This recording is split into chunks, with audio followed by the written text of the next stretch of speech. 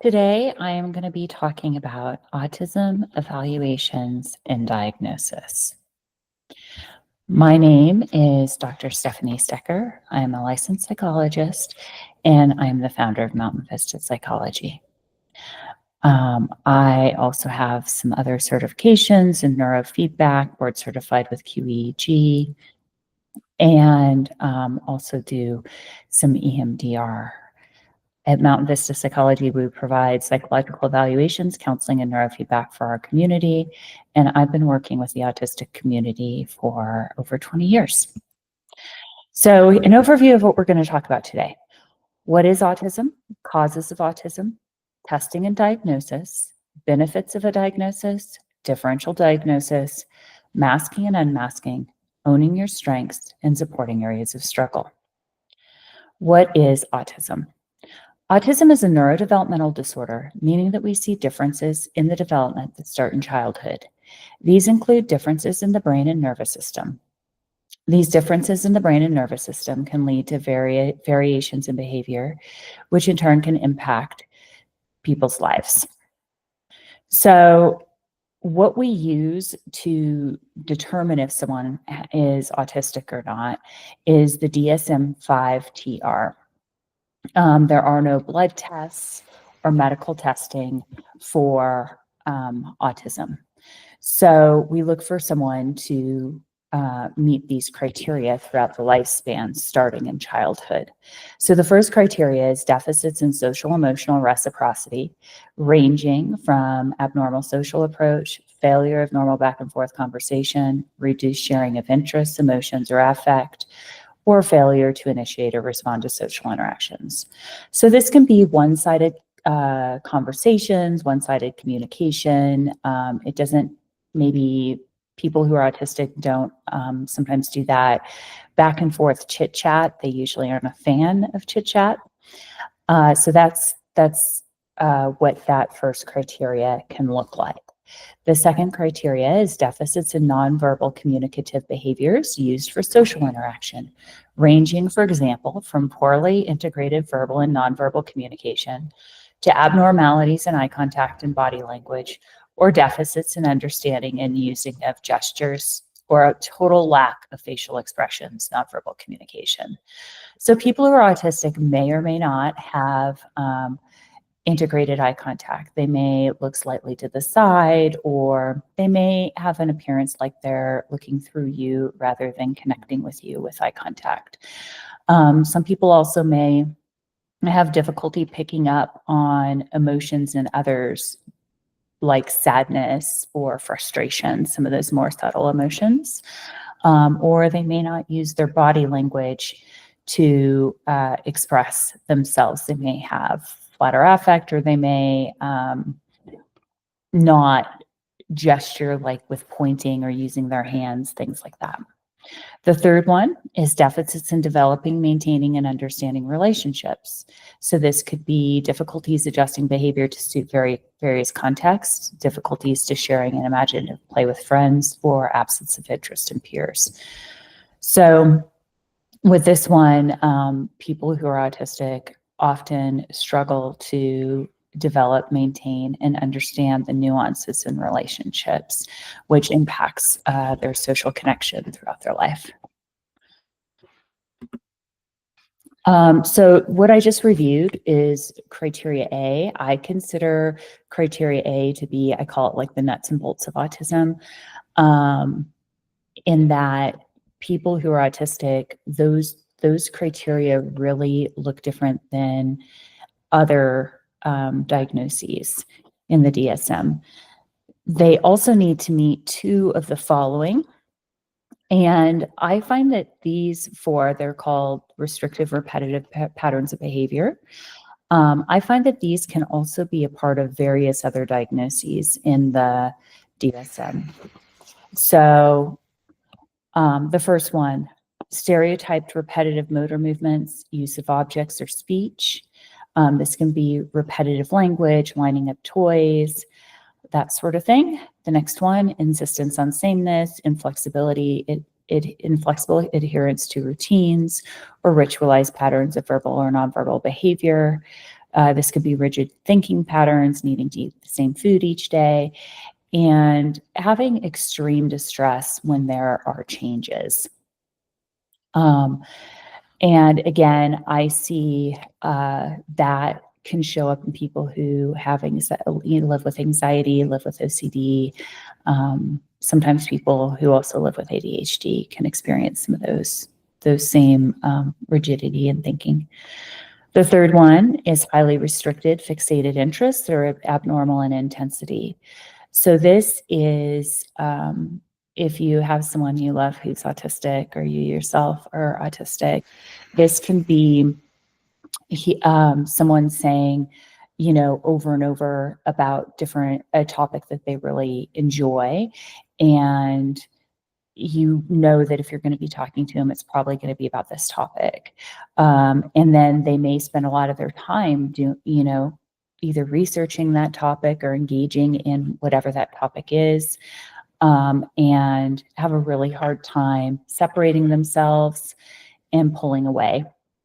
And again, highly restricted interests also can be present in, for example, people who live with ADHD can have more restricted interests at times. And so it can be some other things, other presentations as well.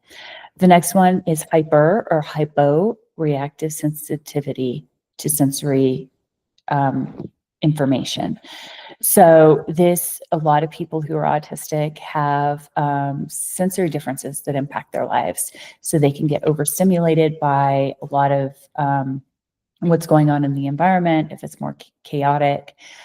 They also can be sensory seekers, where they need maybe more pressure to calm themselves down. And again, this can be seen in people who live with trauma, people who live with ADHD, people who live with anxiety. Sensory integration is not a standalone diagnosis, but it is seen in a lot of different populations that, the nervous system can feel dysregulated. So, what causes autism? Studies have found that autism spectrum disorder is in families. It's highly heritable at about 90%. So what does that mean, that it's 90% heritable? Heritability means that about 90 out of 100 reasons why someone has autism are related to their genes. The other 10 reasons come from things that happen in life. What it doesn't mean is that 90% of people with autism got it from their parents. It doesn't mean that if you have a family member who's autistic, you'll definitely be autistic. It just means genes play a big role, but they aren't the only part of the story.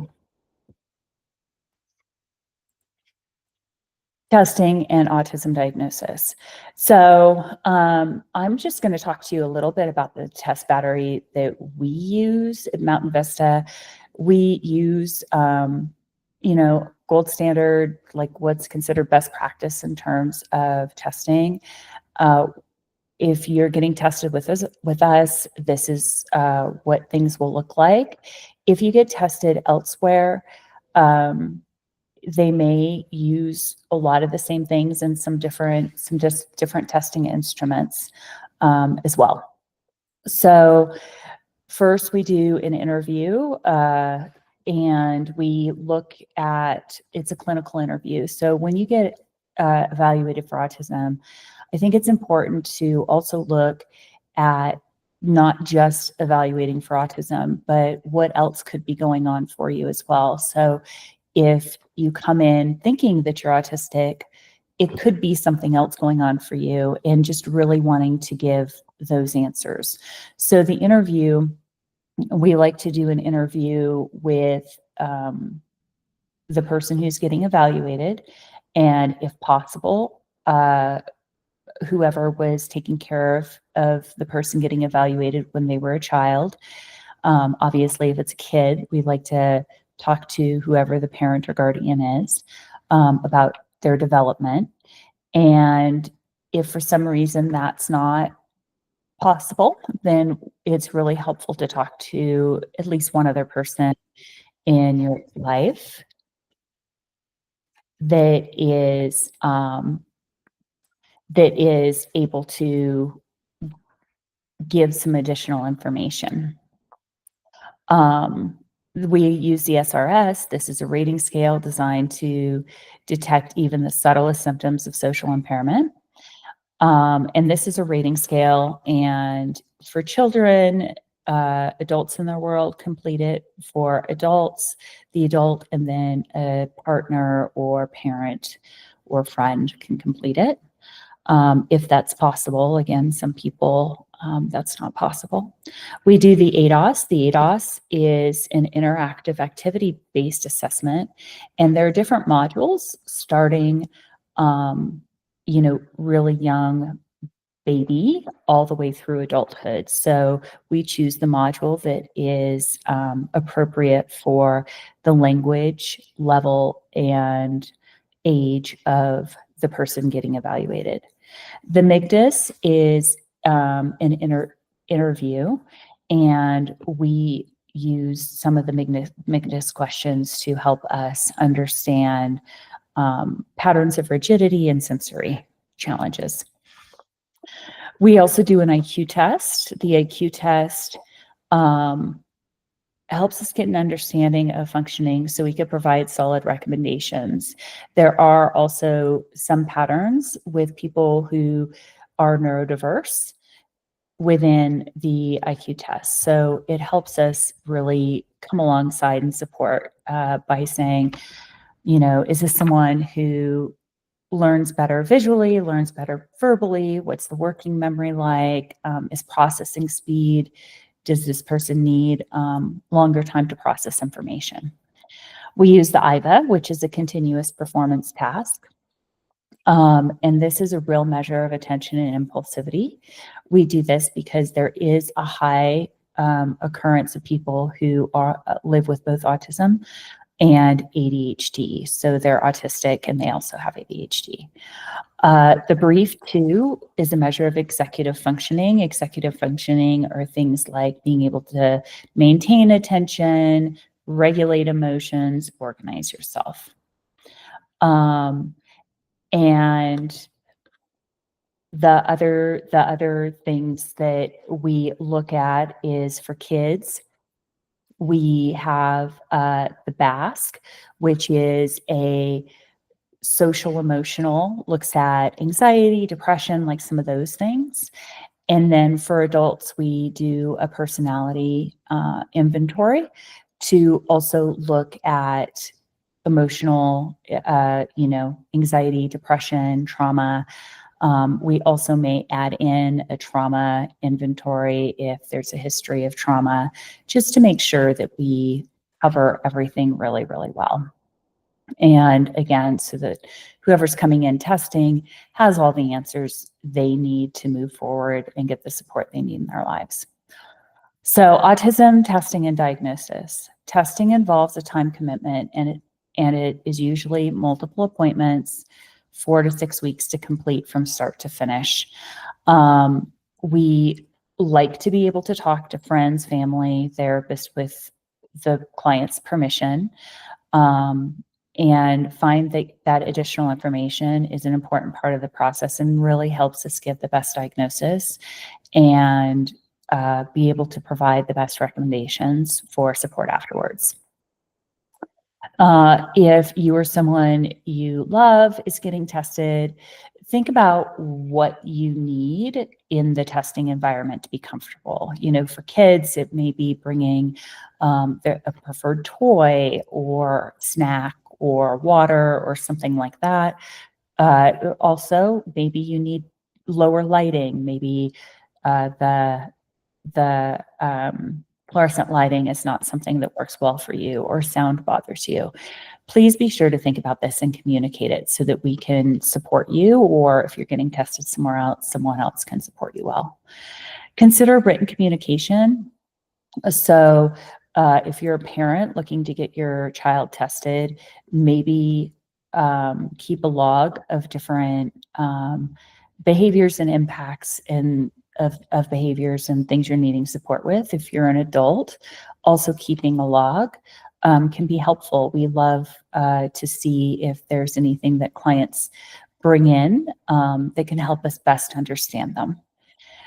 Before doing an evaluation, get a good night's sleep, eating before the eval, bringing the items you need, like we already talked about, and then scheduling the evaluation when you have time to attend multiple appointments and feel ready to discuss the past. So differential diagnosis. So there are a lot of other concerns that can look similar to autism, that sometimes when people come in to get an autism evaluation, they may be autistic and also have one of these other diagnoses, or they may not be autistic and it's one of these or more than one of these diagnoses that explains what's going on for them. So trauma, ADHD, personality disorders, social anxiety, other anxiety disorders, OCD, schizophrenia spectrum disorders, language disorders, bipolar 1 or 2. So these are some of the things that we make sure to look at to be sure that when someone comes in to get an autism diagnosis, they walk out really understanding what is going on with them, that they're needing support with. And it may be that they're autistic and they also live with one of these other things, or like I said, it may be that one or more of these other things explains what's going on with them better than autism does. So early childhood development, one of the biggest differences in those who are autistic is found in childhood development. Because autism is a neurodevelopmental disorder, that means people who are autistic have a distinctive pattern of development starting in early childhood. And there are many, many people who learn to mask as they age. So what is masking? Masking is the intentional or unintentional act of suppressing or hiding certain behaviors, traits, or aspects of yourself to blend in. And I would say that the great majority of people mask at one time or another in their lives. And those with various mental health difficulties, like the ones that were on the last page, and those who are autistic often try to mask or cover up so that they can fit in. When someone stops masking, they reduce behaviors that are not true for them. They work on letting go of conforming in favor of being more authentic for themselves. There are many benefits to unmasking, which include stronger sense of self, less fatigue, more rewarding relationships, releasing shame in exchange for self-acceptance, and further developed identity. Some things people find difficult about unmasking include possible criticism from others and questions about their identity. So that's one thing that we talk a lot about with our clients is the aspect of masking and where it serves them and where it's harming them.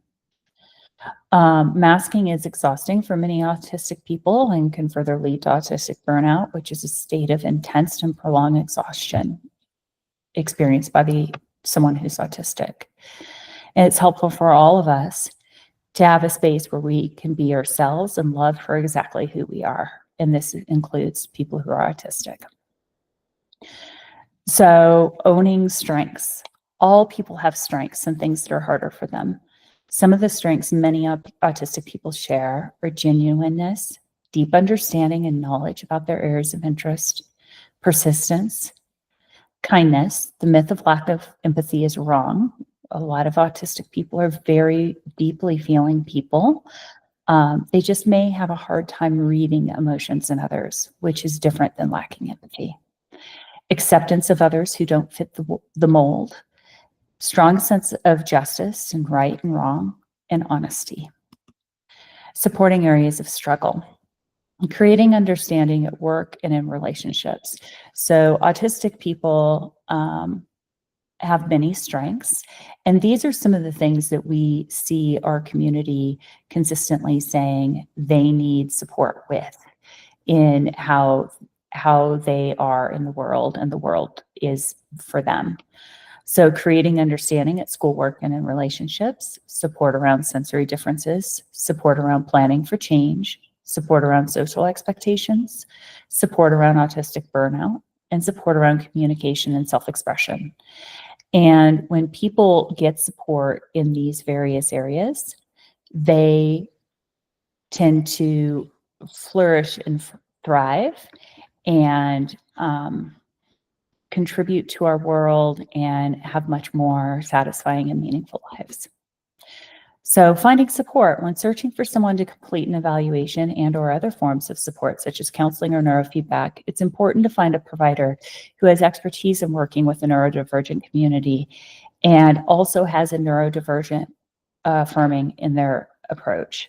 So autistic people aren't wrong, they aren't broken, they are, they add very valuable things to our community, and having a provider to affirm who they are rather than change who they are is critical. So next steps. If you think you or a loved one may be autistic, we're here to support you. We offer thorough evaluations, counseling, and neurofeedback to support the neurodivergent community. And many of those who are part of our team are also neurodivergent ourselves and have family members who are. So this is our contact information here. If there's any way that we can support you, we would love to do that. Thank you so much for your time, and I hope you have a beautiful day.